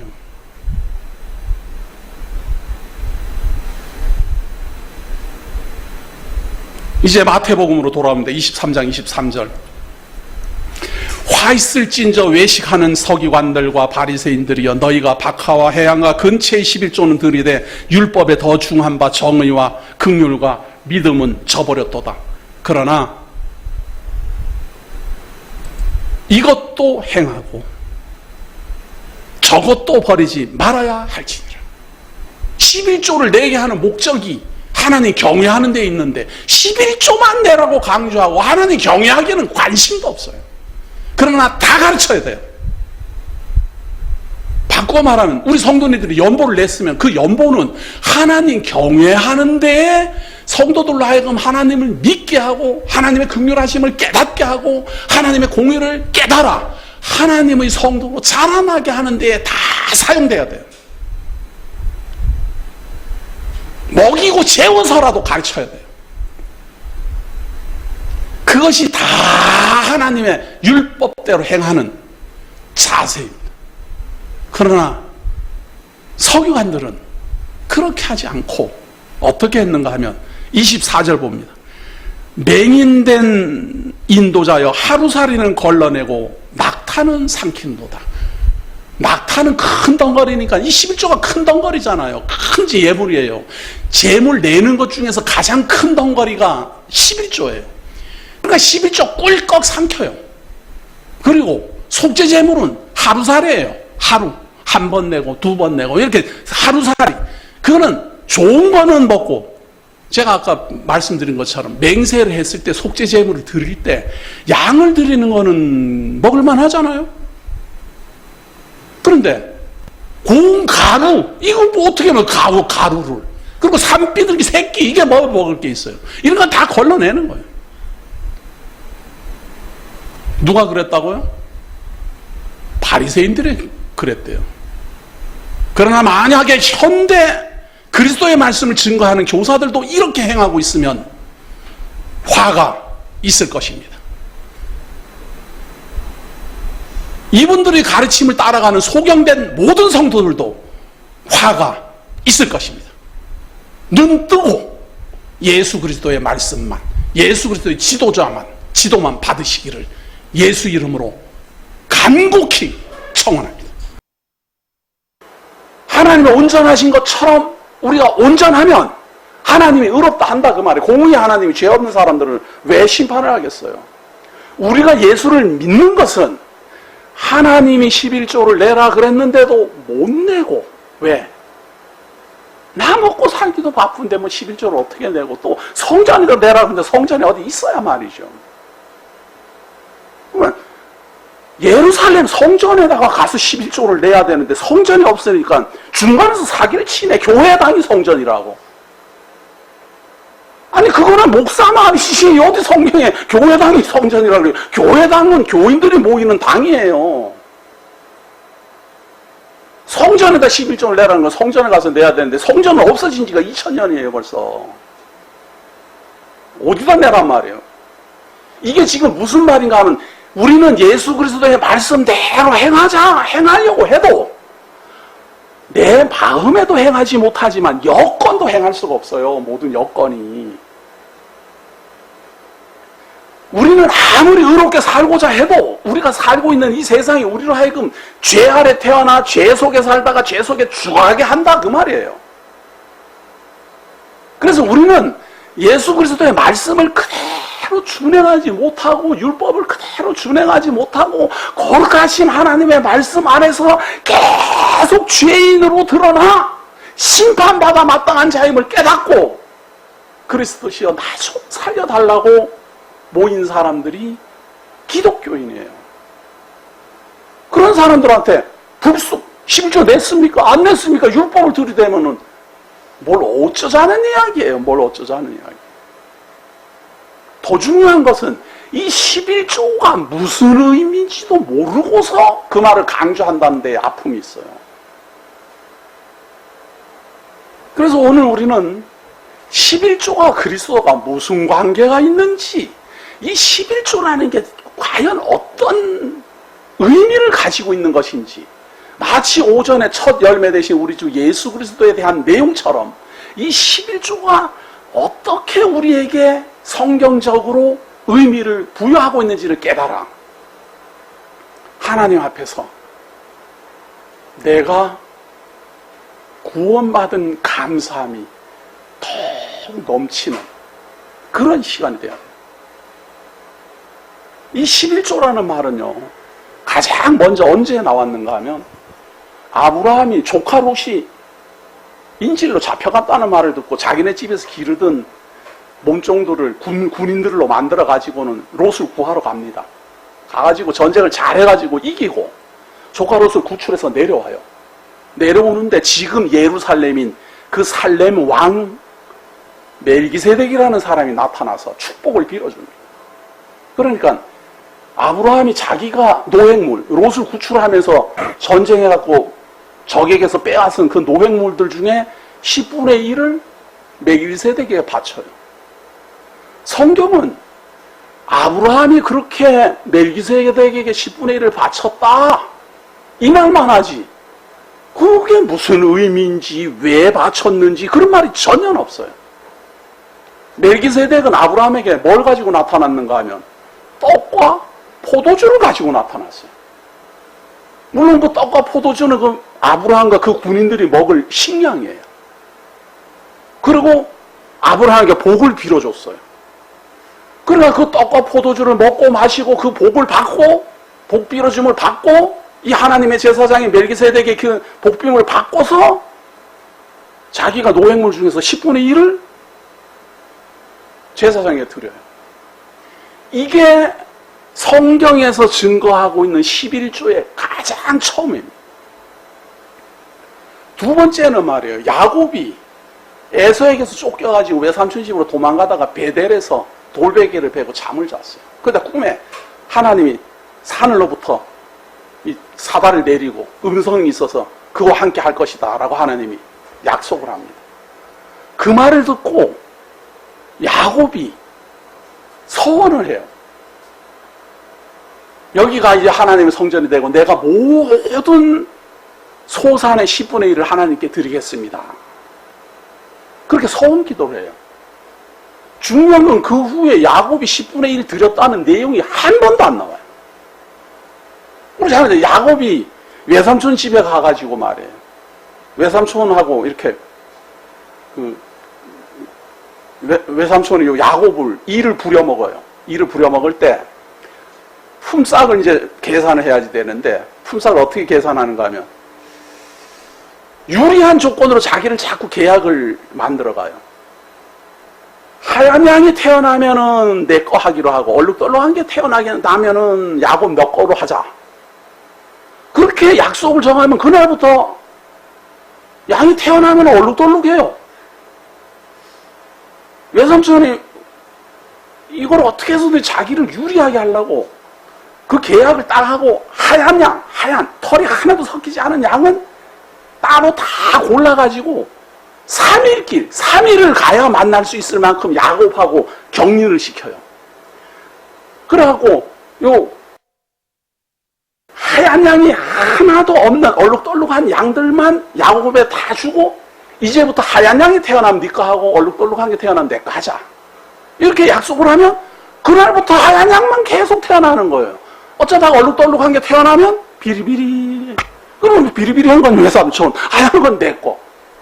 이렇게 품삯을 몇 번이나 변역을 하면서도 계속해서 야곱의 재산은 늘어나고 외삼촌의 재산은 점점 줄어들어요. 한 번도 11조 냈다는 말이 없어요. 보셨어요? 전 눈 부릅뜨고 봤어요. 한 번도 없어요. 서원기도까지 했는데. 그 뒤로 외삼촌 집에 와가지고 부엘세바에서 아버지 만나고 그 다음에도 여러 가지 일이 있는데도 11조 냈다라는 말이 한 번도 없어요. 너무 궁금하지 않아요? 네? 아브라함은 분명히 노획물 중에서 10분의 1을 드리는 내용이 있는데 왜 그걸 드리라 그런지 하나님이 드리란 말 한 적이 없어요. 그냥 멜기세덱이 나타나가지고 떡과 포도주를 들고 나타나니까 이렇게 했다. 정말 하나님의 교육 방법은 너무너무 지혜로워요. 중요한 건 사람들이 지혜롭게 안 보는 게 문제지. 너무 궁금하지 않아요? 왜 이렇게 소원 기도까지 다 했는데 왜 야곱은 안 했을까 말이죠. 10분의 1을 안 했을까? 그렇게 궁금한 사람들에게 야곱의 후손 12자손을 애굽에서부터 교육을 하기 시작하는 거예요. 처음 것들은 다 하나님의 것이다. 왜? 사실은 다 죽어야 되는 것이지만 내가 대속제물을 통해서 살려내지 않았느냐. 그러니까 처음 것들은 다 내 것이 되었다. 그러면 처음 난 것들은 다 하나님의 것이 되면 그 후에 나는 것들은 뭡니까? 예를 들어서 말이에요. 우리 집에 제일 먼저 태어난 사람이 제일 큰 형 아니에요. 우리 집에 형제가 7형제예요. 그런데 제일 큰 형이 하나님의 것이 됐어요. 나머지 그럼 6남매는 뭐냐? 아니 형이 하나님의 것인데 그러면 둘째도 하나님의 것이지 그럼 누구겠어요 이게? 예? 우리 집안이 다 혈육이에요. 다 혈육인데 제일 큰 형이 하나님의 것이 됐어요. 그럼 나머지도 다 하나님의 줄기지 그게 뭐예요? 다 한 혈통인데. 사실은 구원을 하고 하나님이 내 것이라고 주장한 것은 처음 열매인데 그 처음 열매가 하나님 것이 됨으로 말미암아 모든 것들이 다 하나님 것이 되는 거예요. 하나님이 말이에요. 12지파 중에 레위지파만 하나님 섬기는 일을 해라. 그러니까 12지파 중에서 한 지파만 하나님을 섬기는 일을 해요. 이 사람들은 일을 안 해요. 나머지 11지파에서 다 뭐 재물을 내고 연보를 내고 이런 걸로 다 먹고 살고 성전 제사 지내고 뭐 이런 일을 해요. 레위지파가 제사장하고 다. 이 한 지파만 하나님을 열심히 섬기는 일을 하는데 나머지 그럼 11지파는 뭡니까? 아, 다 하나님의 백성이지 뭐예요?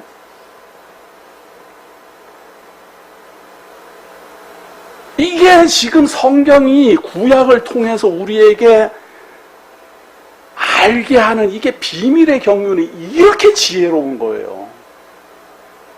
분명히 12지파면 하나님 믿으려면 12지파 중에 대표들이 뭐 하나씩 다 믿든지 아니면 뭐 그렇게 해도 마찬가지긴 하지만 12지파 중에 레위지파가 한 명이 대표로서 하나님을 섬기는 일을 하니까 나머지가 다 하나님을 섬기는 선민이라 이렇게 된다고.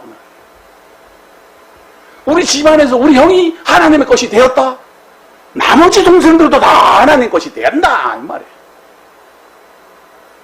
이것이 하나님이 우리에게 보여주는 비밀의 경륜이에요. 하나님이 아브라함에게 말이에요. 갑자기 이삭을 바치라 그래요. 이거 뭐 천시만고 끝에 진짜 참 다 막 희망도 없는 상황에서 막 아들이 하나 태어났는데 하나님이 그걸 바치라 그러니 이 미련맞은 아브라함이 그걸 또 참 항의도 한번 못하고 뭐 하나님이 주신 자니까 뭐 하나님 또 달라 그러니까 뭐 또 드려야지 뭐 방법이 있나. 그래가지고 진짜 이삭을 번제를 드리려고 말이에요. 나무까지 탁 쪼개가지고 그것도 짊어지게 해요. 이삭에게 그 나무 땅을 짊어지게 합니다. 너무 잔인하지 않아요? 속에서 아브라함 그럴 것 아니에요. 저 나무 땅이 너를 불태울 건데. 그러면서 뒤따라갔을 것 아니에요. 이삭은 너무 궁금했어요.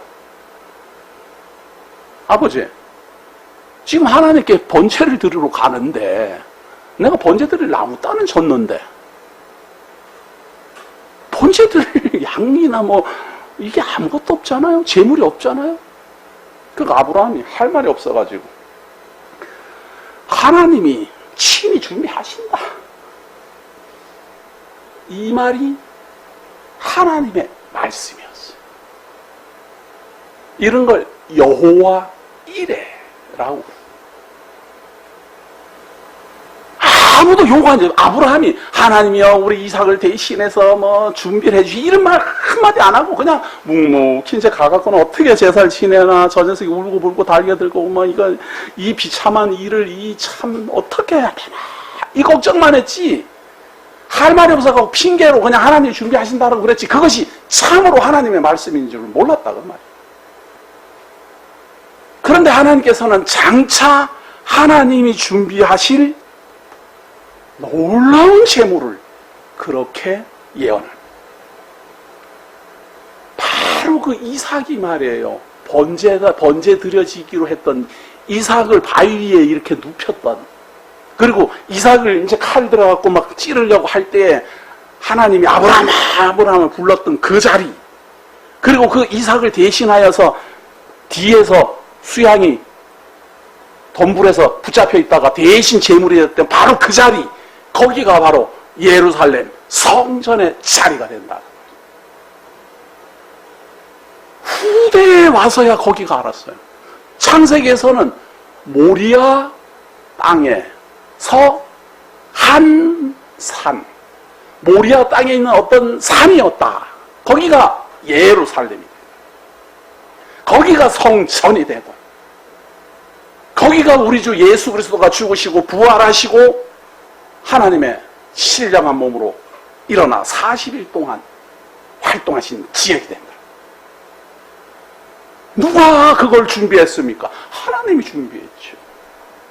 언제 우리가 예수 그리스도 보내달라고 했습니까?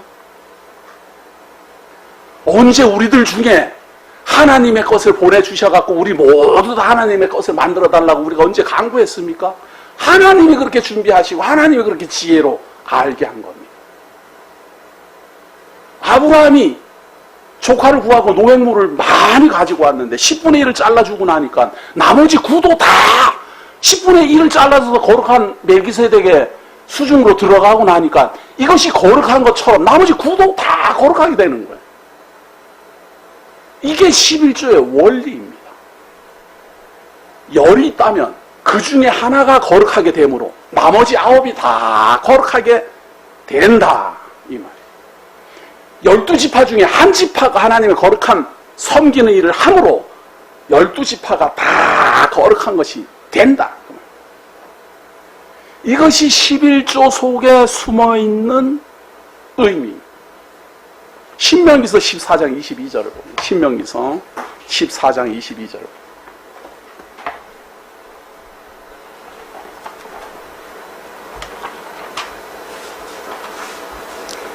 신명기 14장 22절.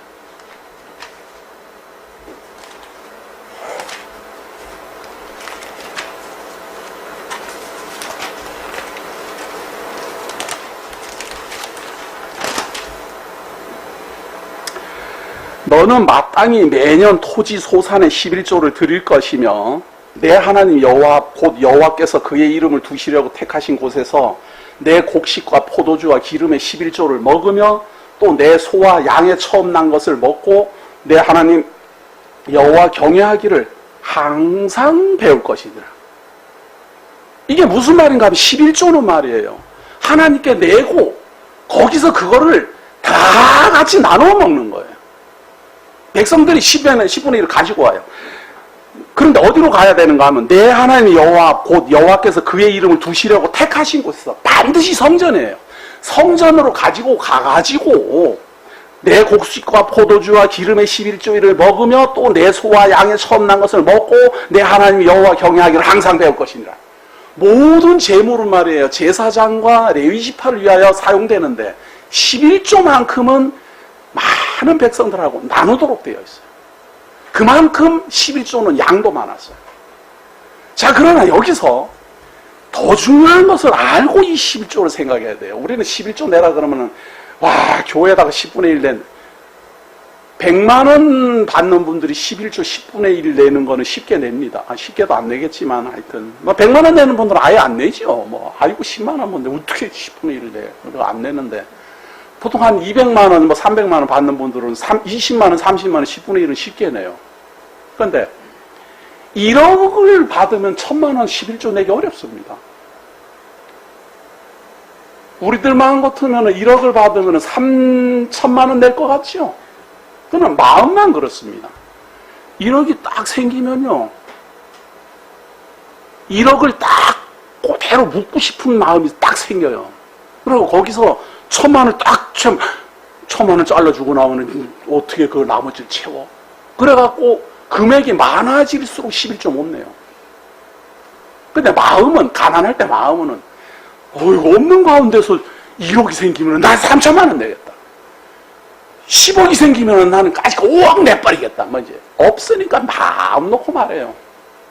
그래갖고 로또에 참 되기만 하면은 교회당 짓겠다고 하는 분들 기도는 저는 절대 안 믿습니다. 보통 로또에 딱 되지도 않지만 되면은 안 보여요. 저는 그래서 교회 다니다가 안 다니는 분들은 로또에 된 줄 알고 있어요. 저분이 11조 안 되겠다고. 자, 그런데 말이에요. 하나님이 여기서 11조를 백성들에게 내라고 할 때 이때가 고대 시대 아니에요. 주전 1500년 전이에요. 지금부터 3500년 전 아니에요. 그때 하나님이 약속을 하는 거예요. 너희들은 내가 약속한 가나안 땅에 들어가게 되면은 거기서 땅을 다 정복하게 되고 너희들이 땅을 분배 다 받게 되면은 거기에서 농사를 지어가지고 양이면 양, 가축이면 가축, 그리고 곡식이면 곡식, 포도주면 포도주 10분의 1을 하나님의 성전에 드려라. 그리고 거기 와서 너희들도 같이 나눠 먹고 하나님의 말씀 배우고 그리고 또 집에 돌아가고. 그리고 제사장들과 레위지파는 11조에서 11조를 먹고 살아요. 백성들이 11조 낸 것 중에서 또 11조를 또 내야 돼요. 그거를 성전에다. 그걸로 레위지파 사람들은 살아요. 그럼 백성들이 내는 전부 다 10분의 1 중 1은 10분의 1 낸 것 중에서 10분의 9는 백성들이 다 나누어 먹고 그 중에 10분의 1은 레위지파와 제사장들이 먹어요. 이게 지금 시대 사람들이 볼 때는 굉장히 많은 걸 내는 줄로 알아요. 그런데 제가 어릴 때 강원도에서 우리 아버님이 농사를 질 때 말이에요. 땅을 빌리면 말이에요. 지주한테 땅을 빌리면 1000평을 빌리면은 1년 동안 농사를 지어요. 논을 그때 마직이라고 그랬지만 하여튼 우리가 이해하기 쉽도록 논을 1000평을 빌렸어요. 그러니까 농사를 지었어요. 쌀이 10가마 나왔어요. 그 땅을 빌려준 주인은 아무것도 안 해요. 비료 한 번 안 사고 거기 와서 풀 한 포기 안 뽑아요. 소작인이 논 천평을 가지고 갈고 농사 짓고 다 해갖고 쌀을 10가마 생산해가지고 5가마니를 지주한테 줘야 돼요. 50% 줬어요. 50%. 그때가 제가 어릴 때였다니까요. 지금부터 30년, 40년 전에요. 40년, 50년 전에 우리나라 농민들은 그렇게 살았어요. 그전에는 더 했겠지요.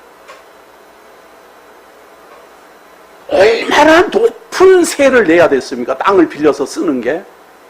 근데 하나님이 가나안 땅을 주시고 그 가나안 땅을 다 정복하게 하고 너희들은 거기서 농사 지어갖고 10분의 1을 내라.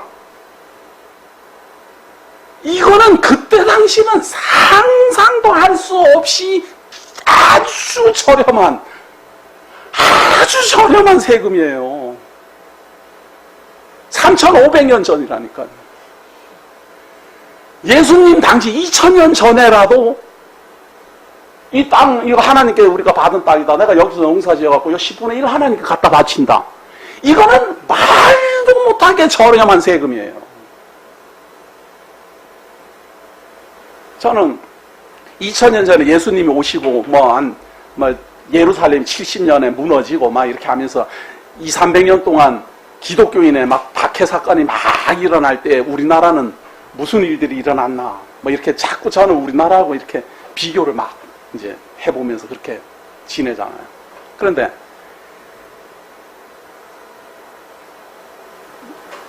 그 예수 그리스도가 있었던 그 팔레스타인 땅에 유대인들은 다 쫓겨나고 이방인들의 교회가 세워지고 거기서 이제 로마 제국이 막 번성을 하고 힘을 발휘하고 이렇게 할 무렵에 주전 한 1000년 정도 됐을 때 700년, 800년 이렇게 됐을 때 우리나라에는 11조를 진짜 내는 데가 있었어요.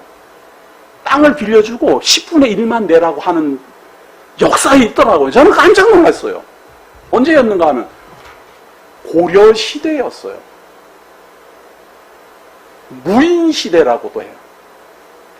왕건이 고려를 통일하고 그리고 이 고려가 계속 번창해 나가면서 점점 가는데 그때 당시에 토지개혁을 해가지고 농민들한테 농사를 짓고 말이에요. 농사를 지으면 소득의 10분의 1을 내라 그랬어요. 전 그래갖고 와 이렇게 파격적인 제도가 있었나 그랬더니 중요한 것은 10분의 1을 걷어가는 사람이 주인이 9명이에요. 이게 어떻게 되는 거예요, 그러면? 그게 왜 그러는가 하면 말이에요. 국가에서 땅이 이제 어떤 천평이 있어요. 그러면 누가 공이 있으면 너는 어디 지역에 있는 무슨 땅을 네 거 해라. 그러니까 그 땅을 받았어요. 하사를 받았어요. 그러고는 이제 그거를 소작인한테 빌려주고 10분의 1을 이제 받아요. 근데 이 왕이 그 기록이 정확하게 없으니까 분명히 앞에서 줬는데 그 다음에 또 다른 사람한테 너 저기 어디 지역에 있는 그 땅 1000평 네 가져라. 예, 감사합니다. 주인이 돈이 됐어요. 그 다음에 또 있다가 야, 네 거기 해라. 주인이 셋 됐어요. 그러니까 처음에 받은 사람도 주인이라고 주장하고 둘째도 주인이라고 주장하고 셋째도 주인이라고 주장하고 넷째도 주인이라고 주장하고 전부 다 추수 때만 오면 내가 주인이라고 그러면서 9명씩 와서 받아가면 소작이는 농사 실컷 지고 자기가 먹는 건 10분의 1도 안 돼. 이걸 개혁하자고 나라를 뒤집어 엎은 게 조선이에요. 그렇게 우리 정말 농민들은 착취를 그렇게 당했어요. 땅 조그마한 거 하나 놓고는 그냥 주인이 막 5명, 6명, 10명씩 막 되니 그 소작인이 견딜 수가 없어요. 견딜 수가 없어요. 그거를 개혁을 하려고 하는데도 개혁하려고 서 있는 놈들 그걸 개혁을 하고 그걸 법을 바꾸고 이러는 놈들이 전부 다 전하 그거는 아니되옵니다. 그러고 있으니 그러면 뭔 개혁이 되겠어요. 그게. 그래갖고 이 고려 말에 정말 비참했더라고요. 정말 비참. 정말 우리나라 불쌍해. 근데 그거보다도 2000년 전에 벌써 1500년 전에 하나님은 이 땅 내가 다 줄 테니까 너희들 농사지어갖고 10분의 1만 그것도 나한테 주지 말고 성전에다 내라. 그러면은 그걸로 12지파 중에 한 지파의 레위 지파가 다 먹고 살고 제사장들이 먹고 살고 하나님 성령 일을 할 거 아니냐? 놀라운 혜택입니까? 이게 얼마나 놀라운 혜택입니까? 예? 다른 나라에는 10분의 1이고 뭐고 다 그냥 농노나 뭐 이렇게 막 하인이나 이런 걸로 사용했지. 1년 내도록 죽도록 일시키고도 그냥 노임 한 푼도 안 주는 이렇게 일시켰지. 농사 짓고 너 여와서 농사 지어라. 그러고는 10분의 1만 나한테 주고 10분의 9는 너가 하죠. 그러는 데가 전혀 없었다 그 말. 그건 상상도 할 수 없는 배려 중에 배려예요. 그걸 하나님이 벌써 신명기에서부터 선언을 하고 있어요. 근데 그거를 지금 우리나라 사람들은 지금 우리들의 이 시기 뭐라고 국가 세금이 10분의 1이라고 이렇게 봐버리니까 커 보이는 거예요. 하나님께서 내게 주신 모든 것들이 하나님이 내게 주신 것이다. 그 중에 10분의 1을 낸다. 이렇게 생각하면 모든 것을 내가 하나님께서 받았는데 그 중에 10분의 1을 낸다면 이거는 많이 내는 게 아니에요. 내가 10억 받아가고 1억 내는 게 뭐가 많이 내는 거예요. 다른 게 다 혜택인데. 하나님은 그거를 알게 하고 싶은 거예요. 내가 땅도 주었다. 내가 백성도 주었다. 내가 너희들에게 생명도 주었다. 내가 농사도 짓게 하였고 내가 비 내리고 눈 내리고 내가 다 하도록 했다. 그거를 기억하게 하는 방법이 10분의 1을 하나님께 내도록 하는 방법이었어요. 그래서 항상 감사. 주신 것도 감사, 내면서도 감사, 그리고 그걸 나누어 먹으면서도 감사. 이게 11조예요. 그러나 그 진정한 의미가 제대로 전달이 되지 아니하고 슬금슬금 법을 바꾸고 슬금슬금 개혁을 하고 11조를 내면은 제사장들은 관리를 제사장들이 하니까 서로 누가 많이 내나. 여기 보면은 말이에요. 제가 이거 뭐 시간이 없어서 다 못 읽지만 여기까지 읽어봅시다. 14장 24절 봅니다. 14장 24절. 14장 24절 보시면 이런 내용이 있어요. 그러나 내 하나님 여호와께서 자기의 이름을 두시려고 택하신 곳이 내게서 너무 멀고 행로가 어려워서 내 하나님 여호와께서 그 풍부히 주신 것을 가지고 갈 수 없거든. 그것을 돈으로 바꾸어 그 돈을 싸가지고 내 하나님 여호와께서 택하신 곳으로 가서 내 마음에 원하는 모든 것을 그 돈으로 사되 소나 양이나 포도주나 독주 등 내 마음에 원하는 모든 것을 구하고 거기 내 하나님 여호와 앞에서 너와 내 권속이 함께 먹고 즐거워할 것이며 내 성읍에 거주하는 레위인은 너희 중에 분깃이나 기업이 없는 자이니 또한 저버리지 말지니라. 레위인도 생각하면서 가지고 가가지고 같이 다 나누어 먹으라. 부피가 많으니까 돈으로 바꿔가지고 성전에 가가지고 사가지고 또 11조를 내라. 자, 이렇게 하니까 매매가 가능하잖아요. 매매가. 그래서 성전에 있는 사람들이 돈만 가지고 오면은 자기가 가지고 있는 양을 파는 거예요. 양을 팔아요. 그러면은 그 양을 받아가지고 11조로 내는 거예요. 11조는 거제 재물이기 때문에 죽이지 않습니다. 11조는 속죄 재물이 아니에요. 거제 재물이에요. 그냥 내면은 그걸 받아가지고 살려요. 번제로 드리지 않아요. 받아가지고 쌓아놓으면 어떡하겠어요? 또 팔아야 될 것 아니에요. 그러면은 누구한테 팔겠어요? 양을 팔아야 되는 장사꾼한테 팔 것 아니에요. 그럼 그 장사꾼이 그걸 사가지고 멀리서 돈 가지고 온 사람한테 또 팔 거 아니에요. 그럼 그 사람이 또 그 양을 사갖고 또 제사장한테 바칠 것 아니에요. 그럼 제사장이 또 팔 거 아니에요. 이걸 강도의 굴열이라 그러는 거예요. 제물로 바치면은 양 한 마리가 수도 없이 돌고 도는 거예요. 양 한 마리가 계속. 한 마리만 돌면 괜찮겠는데 수백 마리, 수천 마리가 그렇게 돌고 도니 이 돈이 그냥 성전에서 돌고 돌면서 돈이 돈을 낳잖아요. 그래서 예수님이 강도의 굴열을 만드는도다 그렇게 말합니다. 11조가 들어오면 다 받아가지고 그걸 나누어 줘야 되는데 그걸로 팔고 또 돌리고 팔고 또 돌리고 이러고 있으니 백성들하고 다 나누고 거기서 하나님의 말씀 배우고 기뻐하고 찬송하고 이렇게 예배를 드려야 되는데 그걸 본받아갖고 현대 교회들은 11조를 다 거둬갖고 쓸데없이 건물 크게 짓고는 그거를 성전이라고 지들 이름을 갖다 붙여놨는데 하나님은 내가 택한 곳이라고 딱 한 군데밖에 지정한 적이 없어요. 예루살렘 성전 외에는 성전이 아니에요. 어디나. 하나님이 지정한 여기는 내가 하나님의 이름을 두는 곳이다 라고 이 전 지구에 딱 지정한 곳은 이스라엘 땅에 있는 예루살렘밖에 없어요. 그 외에 모든 지역에 있는 건물은 성전이라고 칭하면 안 돼요. 성전이라는 말은 거룩한 전이라는 말 아니에요. 그렇게 이 지구상에 있는 거룩한 성전이라고 칭해질 것은 이 지구상 전체를 통틀어 오직 예루살렘밖에 없어요. 그 다음 예수를 그리스도로 믿는 사람들이 하나님의 성전이라 칭해졌어요. 그럼 사람들이 모이는 게 성전이지 무슨 건물이 성전이라고 그냥 건물 짓는 건물만 크게 지어놓고 거기다가 성전이라고 칭해져요. 그러니까 사실은 말이에요. 우리는 성도들이 11조 내고 하나님께 연보하고 이런 거 다 사람들을 모으는 데다 써야 돼요. 사람들을 만나고 사람들을 모으고 사람들로 하나님을 예배하게 해야 돼요. 이게 왜 이렇게 중요한가 하면 먹고 자는 문제가 해결돼야 사람은 모이잖아요.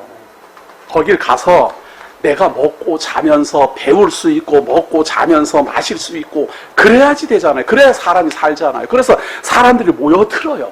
모여들면 그 중에 일부분이 하나님의 성도로 하나님의 시민으로 권속으로 하나님의 거룩한 백성으로 칭해져요. 그럼 그 영향을 받아가지고 다른 사람들도 점점 하나님의 백성으로 거룩한 성도로 시민이요 권속으로 변화되어 가요. 개인적으로 말하면 내가 변화되어 가지만 크게 말하면 단체적으로 말하면 사람들이 점점 하나님의 백성으로 바뀌어간다 그 말이에요.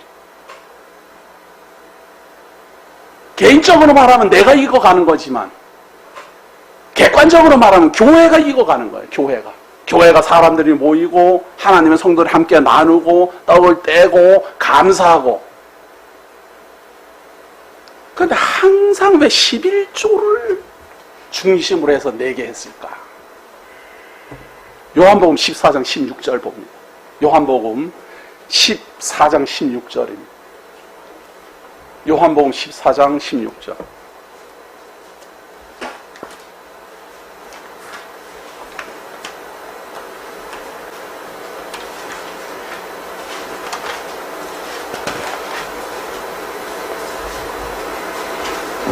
예수는 이런 약속을 합니다. 14장 16절에요. 내가 아버지께 구하겠으니 그가 또 다른 보혜사를 너희에게 주사 영원토록 너희와 함께 있게 하리니 그는 진리의 영이라. 세상은 능히 그를 받지 못하나니 이는 그를 보지도 못하고 알지도 못함이라. 그러나 너희는 그를 아나니 그는 너희와 함께 거하시며 또 너희 속에 계시겠습니다. 성령님을 예언하고 있어요. 예수님이 이제 간다. 내가 이제 제사장들에게 십자가에 달려서 죽게 되고 그리고 부활 후에 떠나게 된다. 그러니까 제자들이 걱정이 확 됐어요. 이거 뭐 어떡하란 말이냐. 지금 메시아가 오면 우리는 그냥 영원토록 우리와 함께 하는 줄 알았는데 가신다니 이게 뭔 말이냐 이러고 걱정을 하니까 내가 가더라도 보호해서 성령이 온다. 너희들을 보호하고 지혜롭게 인도하고 하나님의 말씀을 깨닫게 하고 눈을 뜨게 하고 듣게 하는 그런 성령님이 오실 것이다. 걱정하지 마라. 그리고 성령님이 오시면 너희와 영원히 함께 할 것이다. 그런데 이 진리의 영은 사람이 알 수가 없어요. 사람들이 어떻게 그 진리의 영을 어떻게 감당할 수가 없어요. 다만 아는 사람만 알아요. 왜냐하면 그 진리의 영이 우리 속에 있어서 나로 하여금 하나님의 말씀을 듣게 하고 하나님의 말씀을 깨닫게 하고 하나님을 믿어지게 하고 예수를 그리스도로 고백하게 만들어요. 그 객관적인 사람은 도저히 알 수가 없고 본인만 알아요.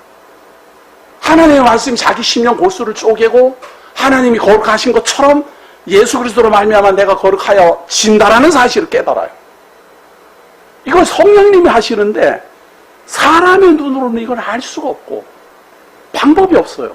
그러니까 열심히 하나님의 말씀을 전하고 그분이 하나님의 성도로 거룩하여 졌다라고 그냥 혼자 자위할 수밖에 없어요. 그걸 확인해 봐도 안 돼요. 지금 현재 안 믿는다 하더라도 나중에라도 얼마든지 싹이 트기 때문에 지금 완전 불신자처럼 살아도 저 사람이 언젠가 씨가 있다면 살아나겠지 이렇게 생각을 한다고 말이에요. 그래서 끝까지 우리는 결론을 못 내려요. 18절 보세요. 내가 너희를 고아와 같이 버려두지 아니하고 너희에게로 오리라. 조금 있으면 세상은 다시 나를 보지 못할 것이로되 너희는 나를 보리니 이는 내가 살아있고 너희도 살아있겠음이라. 그날에는 내가 아버지 안에 너희가 내 안에 내가 너희 안에 있는 것을 너희가 알리라. 자, 여기서 중요한 말이 나와요. 성령님이 오시면은 우리는 뭘 알게 되는가 하면 아버지가 그리스도 안에 있고 우리가 그리스도 안에 있고 그런가 하면 그리스도가 우리 안에 있고. 이걸 뭐라 그래요? 이게 무슨 말인가 하면 하나님이 그리스도 안에 있고 그리스도가 하나님 안에 있는데 그리스도가 또 우리 안에도 있고 우리가 그리스도 안에도 있어요. 이걸 지체라고 그래요. 분명히 예수 그리스도는 머리고 우리는 지체인데 이게 지금 한 몸이잖아요. 다 한 몸이잖아요. 분명히 구분은 돼요. 머리고 지체인데 분명히 구분은 되고 칭함도 다 다르고 역할도 다 다르지만 한 몸이잖아요. 이 몸이 머리에 붙어있고 머리가 몸에 붙어있고 이게 그리스도가 우리 안에 우리가 그리스도 안에 이거예요. 여기서 우리들 중에 거룩한 그리스도가 하나님께 드려진다면 나머지 그리스도 안에 있고 그리스도가 우리 안에 있는 나머지들은 어떻게 될 것 같아요? 머리가 거룩한데 몸은 거룩하지 않다. 이거는 불가능한 말이에요. 머리가 거룩한 즉 그 몸도 거룩하니라. 모든 노획물 중에 10분의 1을 멜기세덱에게 드림으로 그 멜기세덱에 준 10분의 1이 거룩하여 진과 같이 나머지 아브라함이 가지고 있는 모든 것도 거룩하여 지는 거예요. 이스라엘 모든 지파들 중에 한 지파가 하나님의 것으로 하나님만 섬기는 거룩한 백성이 된 것처럼 나머지가 다 거룩한 백성이 되는 거예요. 그리스도가 우리 안에 있고 우리가 그리스도 안에 있고 하나님이 우리 안에 있어요. 이 놀라운 비밀을 성령을 통해서 깨닫고 안다면 그리스도가 한 분 하나님께 거룩한 제물로 거룩한 영원한 제사장으로 영원한 보혈의 공로로 한 분 하나님께 드려짐으로 말미암아 그분과 연계되어 있는 지체들은 그분이 우리 안에 우리가 그 안에 있는 모든 지체들은 거룩하다 라는 것이 11조의 의미입니다. 그거를 하나님이 알게 하시려고 너희들 내가 준 땅에 들어가거든 10분의 1은 내게로 드려라. 성전에다 가라. 그리고 성전에다 바치면 그걸 성전에서 너희들이 다 나누어 먹어라. 너희들이 내 11조 중에 11조는 창고에 드리고 나머지는 너희들이 거기서 다 먹고 마시고 나누어 먹으면서 하나님의 말씀을 드리고 하나님의 말씀을 듣고 배우고 깨닫고 그리고 또 집으로 돌아가고 그러다가 또 내가 되면 10분의 1을 가지고 와가지고 또 드리고 그리고 제사 지내고 하나님의 말씀 듣고 배우고 간구하고 기도하고 돌아가고 이 원리가 항상 어디로부터 시작되는가 하면 내가 주었으니까 10분의 1을 내라. 왜 냅니까? 10분의 1이 거룩한 즉 나머지도 거룩하다. 하나님의 거룩하신 우리 주 예수 그리스도를 하나님이 우리에게 대속제물로 주었은 즉 그분 한 분을 하나님께 희생제물로 십자가의 공로로 드림으로 나머지가 다 거룩하여 지니라. 이것이 기독교 복음의 핵심이요 복음의 진수입니다. 이런 걸 한낱 돈 10분의 1을 냈느냐 안 냈느냐 돈 10분의 1 내고 2배 3배를 받느냐 뭐 1000배를 받냐 이런 이상한 논적으로 흘러가는 이것은 기독교가 아니에요. 그건 이방 종교보다도 더 미개한 방법이에요. 온 우주와 만물을 다 창조하신 하나님이 뭐가 부족해서 우리에게 내라 마라 하겠어요. 하나님 이 세상을 창조하시고 섭리하시고 예수 그리스도를 보내시고 하는 모든 것들은 우리들로 하여금 흠없고 거룩하게 하시려는 교육 방법이에요. 그 교육 방법이 내가 주었다. 10분의 1을 내라. 왜 냅니까? 이러면은 왜 냅니까? 그 사람은 하나님이 주었다라는 생각이 없어져 버린 거예요. 하나님이 내게 10억 줬습니다. 그런데 하나님이 10분의 1을 달라 그럽니다. 이거 너무 마음에 안 듭니다. 이럴 수가 없다 그 말이에요. 하나님이 10억을 주었다라는 생각이 진짜 있다면 10분의 1 드리는 거야. 아이고 10분의 1밖에 안 달라고 그러실까? 다 달라 그러면 다 줄 텐데. 아브라함처럼 이삭 하나님이 주셨는데 하나님이 이삭 달라 그러니까 줘야지. 그래서 이삭을 드리려고 그랬더니 하나님이 대신 이삭 대신 대속제물을 준비하잖아요.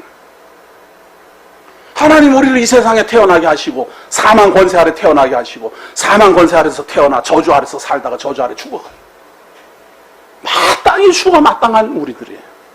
그런데 우리를 대신하여서 대속제물을 하나님이 주시고 그 대속제물이신 대속제물로 주신 그분을 드림으로 말미암아 나머지가 다 거룩하여진다라는 놀라운 비밀을 알게 하려고 벌써 오래전부터 10분의 1을 내라. 10분의 1을 내면 나머지가 다 거룩해진다. 10분의 1을 하나님의 것으로 돌려라. 처음 난 것들을 하나님의 돈을 돌려라. 나머지가 다 거룩해진다. 다 거룩해진다. 우리가 이 세상에 태어나 가족을 꾸리고 이 세상에 태어나 하나님의 형제 자매들로서 살아가면서도 이 원리를 가만히 생각해 보십시오. 우리 가정 속에 아무도 하나님 알지도 못했고 믿지도 않다가 큰형이 믿음으로 말미암아 동생이 믿고 여동생이 믿고 같이 결혼한 사람이 믿고 이렇게 해서 점점 믿음의 가정으로 변화되어 가잖아요. 우리 조상들이 그랬잖아요. 지금은 그것이 반대가 돼가지고 부모님들은 믿는데 자녀들은 안 믿어서 너무너무 안타깝지만 이런 현상은 제가 미리 말씀드린 것처럼 복음이 지나가기 때문에 나타나는 현상입니다. 세계 역사가 그렇게 말해왔어요. 복음은 머물러 있지 않아요. 항상 그 시대에 따라 지나왔어요. 그러니까 들어올 때는 확 번성하지만 빠져나갈 때는 줄어드는 거예요. 저는 우리나라에서 일어나고 있는 이 현상을 당연하다고 봅니다. 빠져나가고 있어요, 지금 복음. 우리는 지금 끝자락에서 지금 막 이삭 죽게 하고 있는 거예요, 이삭 죽게 하고 있는 거예요. 그러나 분명히 아십시오.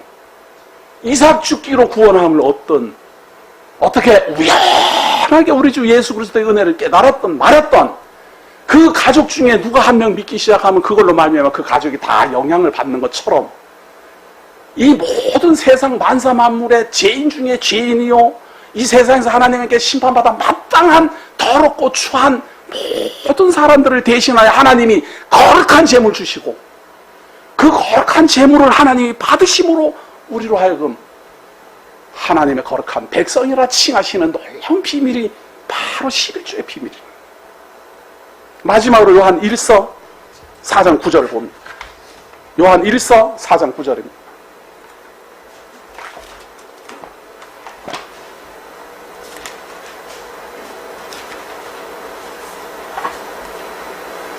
요한 1서 4장 9절입니다.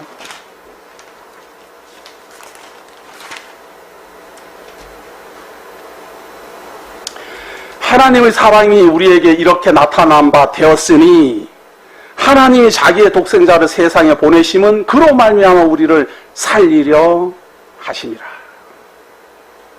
사랑은 여기 있으니 우리가 하나님을 사랑한 것이 아니요 하나님 우리를 사랑하사 우리 죄를 속하기 위하여 화목제물로 그 아들을 보내셨음이라. 사랑하는 자들아 하나님이 이같이 우리를 사랑하셨은즉 우리도 서로 사랑하는 것이 마땅하다. 이 원리를 깨달은 사람들이 기독교 성도들입니다.